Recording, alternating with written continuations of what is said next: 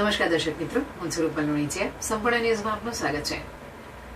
બનાસકાંઠા જિલ્લામાં સ્થાનિક સ્વરાજ્યની ચૂંટણી પૂર્વે કોંગ્રેસ પાર્ટીએ પાલનપુર નગરપાલિકા માટે પોતાનો મેનિફેસ્ટો જાહેર કર્યો છે. જિલ્લા કોંગ્રેસ પ્રમુખ ગુલાબસિંહ રાજપૂતે મેનિફેસ્ટો રજૂ કરતા શહેરના સર્વાંગી વિકાસ માટે અનેક મહત્વપૂર્ણ સૂચનો આપ્યા હતા.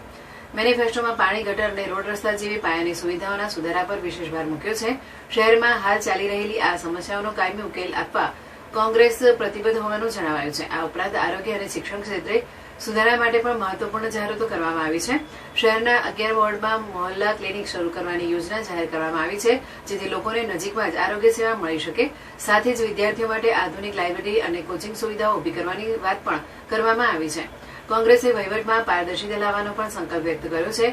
ટેન્ડર પ્રક્રિયામાં ભ્રષ્ટાચાર દૂર કરીને લોકોને સંપૂર્ણ માહિતી ઉપલબ્ધ કરાવવાનો દાવો કરવામાં આવ્યો છે. દરેક 3 મહિને લોકસંવાદ કાર્યક્રમ યોજીને નાગરિકોની સમસ્યાઓનું સ્થળ પર જ નિરાકરણ લાવવામાં આવશે.